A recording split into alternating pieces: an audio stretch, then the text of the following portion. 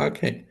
So thank you for the introduction, and thanks for the opportunity to give a talk here. Unfortunately, I have to apologize. I will not be at any of the other talks due to the difference in time zones. So it's 11:30 for me now, which is like the most I can do, and all of the other talks are like basically between like midnight and 5 in the morning. So I'm very sorry for that, but I will watch the YouTube recordings afterwards.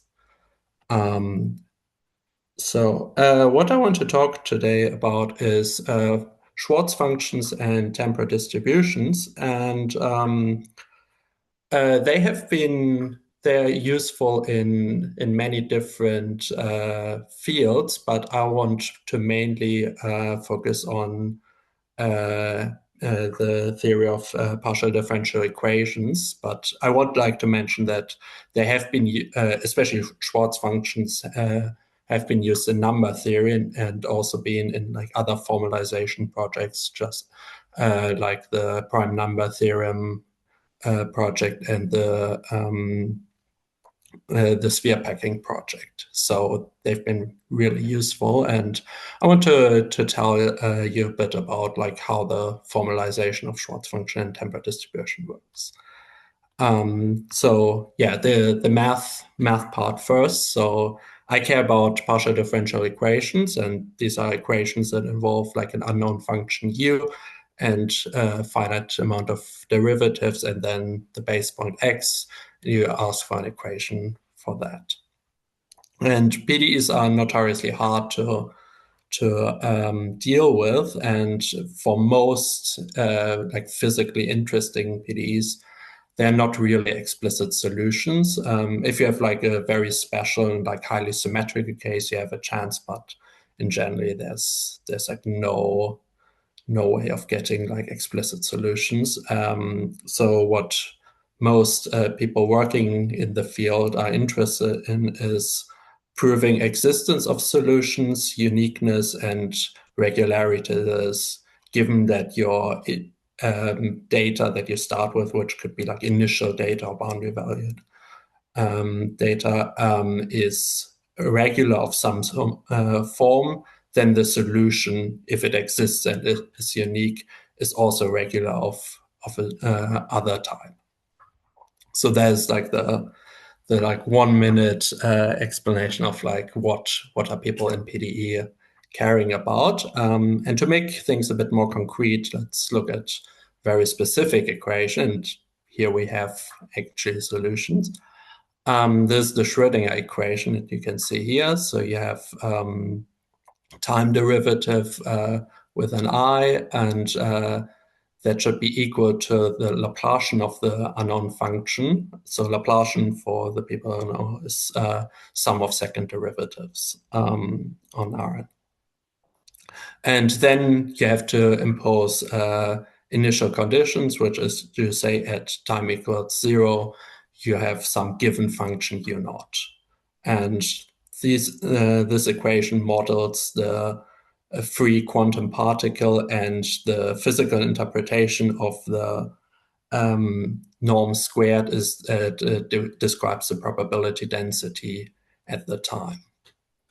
And you can solve this model explicitly because the Laplacian gets diagonalized by the Fourier transform, and then you end up with an ODE, and ODEs are usually easier to solve. So you have this explicit formula which involves the Fourier transform. And if we think about here we see that like I haven't specified like any spaces. Like if we're coming from formalization, we see like a 0 up in the top right, and we're like, what is this 0 in? Is it pointwise? Is it in a function space? I've been very informal here. And but if we think about the norm squared should be probability density, then that shouldn't change with time. Like if you have, or like the L2 norm shouldn't change with time. So if you start with probability density L2 norm 1, then at later time you should also have density L2 norm 1. So the solution should conserve the L2 norm. And this is totally not obvious from this form of the solution a priori, because we don't know anything about the Fourier transform at the moment. So we want to analyze these things. And what I want to make clear is that even if you have like, if you just look at this equation, then you might think, oh yeah, you need like one derivative in time, two in space, and that's like as good as it gets. But you might want to have like different type of spaces. So in this case, you might want to have like the space of L2 integral functions. Okay. And so one object to study is the Fourier transform. And I should tell you what the Fourier transform is. Initially, you define it for an L1 function as just the integral e to the minus, well, MATLAB has the convention of the 2 pi in the exponent, so e to the minus 2 pi I x psi f of x, and you integrate the whole thing over x.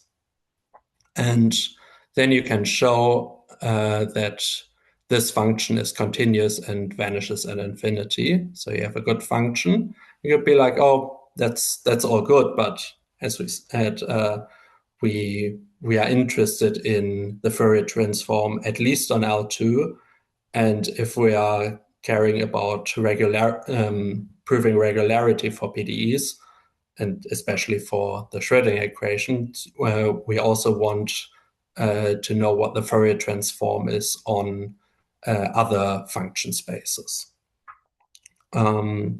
One of the key observations about the Fourier transform and why it is so interesting for doing PDEs is if you take the Fourier transform of the derivative, then that becomes multiplying with 2 pi I psi, like the covariable, and the other way around. And there's the basis for what I've mentioned on the previous slide, that the Fourier transform diagonalizes the Laplacian. In fact, it diagonalizes in a appropriate sense every constant coefficient differential operator. So, so what I should after this introduction come to like the main objects of what we formalize in the Schwartz functions. And in the previous observation that Fourier transform interchanges multiplication and taking derivatives leads to the idea of Schwartz functions. So the problem is if you start with a function that is smooth and compactly supported, then the Fourier transform of that function will not necessarily be compactly supported. So you want a space as invariant under the Fourier transform. So the right notion of that is that of a Schwartz function, and the definition that you would find in any good textbook is the following. You have a function from Rn to C, call it a Schwartz function if for every multi-index alpha and beta you find a constant such that x to the alpha dx to the beta of u is bounded by set constant for all x. And then we write that u is an element in the Schwartz space. And then the easy facts that usually too easy to even prove in a textbook is that the Schwartz space is a topological vector space, and the equivalence is not easy, but that the Fourier transform is a continuous linear map, basically follows from the previous two identities for the Fourier transform, and then the equivalence part is actually hard. But that is like what people start out doing when they start investigating PDEs, at least from a certain point of view. So, and we want to formalize that, and we did this bit older work, and the formalization looks similar. First off, the codomain, why should it be C? That plays like no role. You can take any normed vector space as long as you have like a notion of real differentiability there. Also, you want to take a general normed vector space in the domain, but that makes life a bit different. So since we don't want to choose a basis, we have to modify the decay condition slightly. So if we go back for a second, look at the x to the alpha. Obviously, we can replace that by a norm that doesn't change the property here. Then there's like the partial derivatives, and we can just take the norm of the iterated Fréchet derivative that maps into continuous linear maps, multilinear maps, and there's a norm on that. We can take that, and therefore it's like we don't require to take choose a basis on the domain E.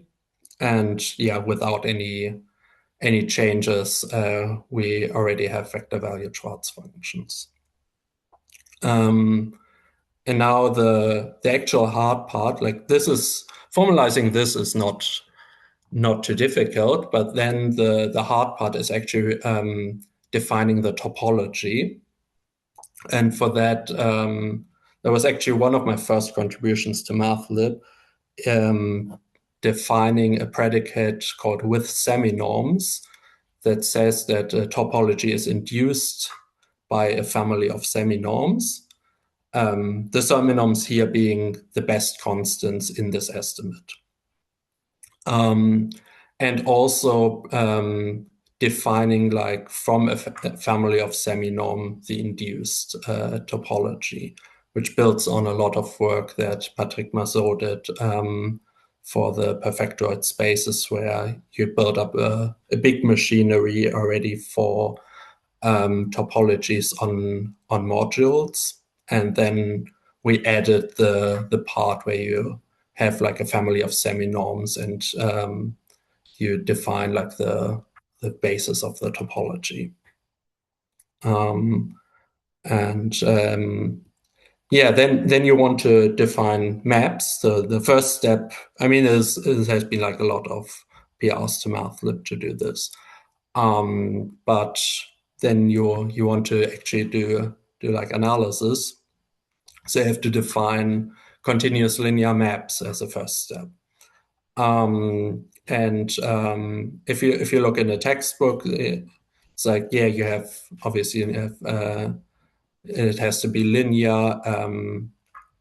For every map, you have to be smooth. But then if you look into a lot of textbooks, people give first a proof for a specific linear map that the map is, the image is actually in the Schwartz space, and then a second proof that the map is continuous, which is actually unnecessary. So we have this definition make CLM, which only contains one estimate that you have to check, and this is basically just saying it looks very complicated, but it's basically saying that you can bound one seminorm of AF by a finite number of seminorms of F. times a constant. So there's this little s sub is the supremum of a finite set of seminorms. And then you can prove A, that AF is a Schwartz function. That's not assumed first. Like we start with a map A from Schwartz function to bare functions, but then we construct the Schwartz function, and in the same step we prove that the map is continuous. And this is rather nice to use. And Sebastian Gursel used this to prove that the Fourier transform is of a Schwartz function is again a Schwartz function, and also he proved that the inverse is of the same form, and that the inverse is actually the inverse. This again uses like the properties I mentioned earlier, that the Fourier transform interchanges the derivative and the linear growth. And also we define derivatives of Schwartz functions as Schwartz function multiplication with smooth function that don't grow too much. And it is very easy to use.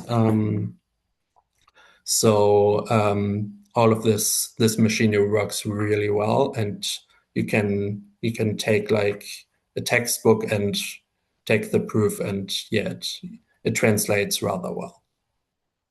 And you don't have like one of the advantages here is like you don't have to really deal with the topology anymore. You're just looking at estimates, and as analysts is what we want to do. Okay, and so I said that we want to have the Fourier transform on other spaces. So now we have it on Schwartz functions, thanks to Sebastian. But we also want it on L2. Remember, like for the Schrödinger equation, it would be nice having that the Fourier transform is a map from L2 to L2. And is actually in isometry. So there's Plancherel's formula, which states that, well, the L2 norm of a function is preserved, but and we prove it first for Schwartz functions. So we prove, like, if you take two Schwartz functions, then the inner product of the Fourier transforms is equal to the inner product of the functions themselves. And with that, and the fact that the Schwartz functions are dense in LP for P between 1 and strictly infinity, so it's not dense in L infinity, you can define the Schwartz function using abstract extension arguments on L2. So basically you prove that this estimate, and then we've have like a bunch of methods to extend functions from dense subspaces to operators like on the bigger subspace. And using Plancherel, we can indeed show that there's a linear isometry. And the Fourier transform, well, it should be, morally it's the same object. So on the Schwartz function, it shouldn't matter whether you first embed it into L2 and then take the Fourier transform, or first take the Fourier transform and then embed it into L2. And this is indeed true, almost by definition, because we extend it. But maybe a good thing to mention here is we have nice notation for the Fourier transforms, so it looks all very, very clean. I think, yeah, like most of the lean code is like almost correct lean code. There might be slight changes to make it a bit more readable. So last thing I want to talk about is the temper distribution. So we have like a really good space of Schwartz function which we can work. And if you want to do analysis, like usually you also want to work on the dual space, which is basically a space of very bad functions, so very low regularity. Indeed, most of them are not even functions. So every Schwartz function does define a temper. So it's, I should say, it's a topological dual of Schwartz functions. And well, you can also make it vector valued by having the codomain again being not C, but some normed space. So there's no different to the theory. Every Schwartz function defines a temper distribution just by integrating against it. This is also rather easy to prove. And then also LP functions define temper distributions again by integrating. Obviously, for the first one, you have to have a fixed measure. And then you can define the Fourier transform on temper distributions. Namely, you use that it is real self-adjoint. So you can f of u times v integrated is the same as u f of v integrated. And so basically you define the Fourier transform of a temper distribution, and then you apply a g in the Schwartz space by declaring that that is equal to f of the Fourier transform of g.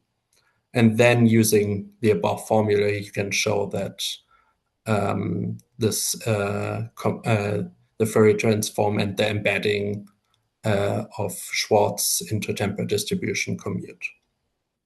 And you can also show that the L2 embedding and the temper distribution into the temper distribution and taking the Fourier transform commutes. And in the same way, basically for differentiation, it's integration by parts. You can show, you can define differentiation and multiplication with tempered growth functions to continuous linear operators on temper distributions. And then we actually have that the formula that we can calculate the Fourier transform of a derivative in terms of multiplication. And because we do everything coordinate free, we have an inner product here with the vector in which we take the derivative. So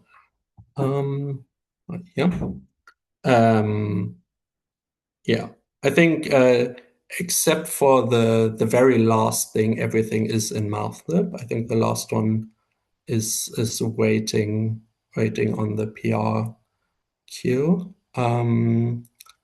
Yeah, and this is how far we got to doing PDEs, or say Fourier theoretic approaches to PDEs. What is on the agenda for the future? Want to have Fourier multipliers, so there's just you Fourier transform a function, multiply by some tempered growth function, and then take the inverse Fourier transform. So one example of that is the Laplacian. So every constant coefficient differential operator can be written in that way. And we want to have it obviously on Schwartz and on the temper distributions. That is a PR. Using that, you can define Sobolev spaces, which is, in my opinion, the nicest way of defining Sobolev spaces, because you get a real regularity parameter. So you take as your Fourier multiplier 1 plus psi squared and raise it to the power of s over 2. And there's basically taking the Laplacian, but because you add the 1, you're invertible. And then this the Fourier multiplier applied to U is supposed to be an LP, and that defines you a certain kind of Sobolev spaces. There's another PR I should mention, which defines Sobolev spaces in a more traditional way. And then on the more side of things, bit more long term, is that there are other concepts of support of distributions, the singular support, which means like the places where a distribution fails to be a smooth function, and wavefront set, which is even a refinement of that.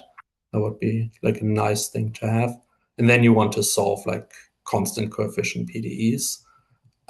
There's some like technical things to do, time-dependent things. And yeah, then the goal is to do more and more of like analysis for that, and probably one of the main tools in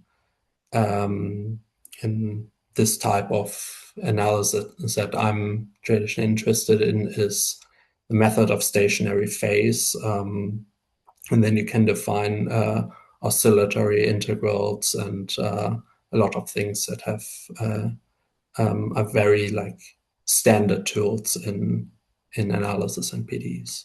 So with that, I think also my time is almost up. Thank you very much for your attention.